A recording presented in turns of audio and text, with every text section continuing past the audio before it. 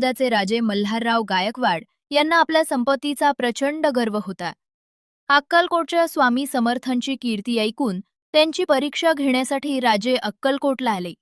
त्यांनी एका सोन्याच्या ताटात खाली मौल्यवान हिरेमार्के ठेवली आणि त्यावर मिठाई रचून ते ताट स्वामींसमोर धरले.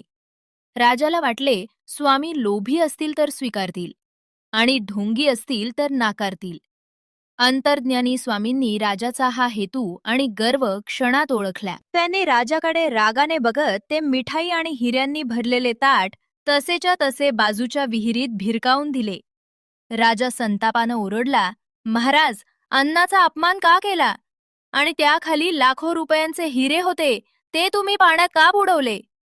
स्वामी उपहासानं म्हणाले, आम्ही तुझे दगडधोंडे खात नाही. तुला ते हवे असतील तर विहिरीत बघ. राजानं रागानं विहिरीत डोकावले. तेव्हा त्याला धक्काच बसला.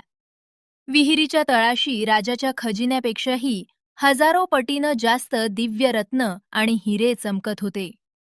ज्याच्या पायाशी कुबेराची संपत्ती लोळते, त्याला आपण काय मोह घालणार? या विचारानं राजाचा गर्व गळून पडला. राजानं स्वामींच्या चरणी लोळण घेतली आणि क्षमा मागितली. स्वामींनी त्यांना आशीर्वाद दिला. राजा, संपत्तीचा गर्व सोडून प्रजेची सेवा कर. त्यातच तुझे खरे वैभव आहे.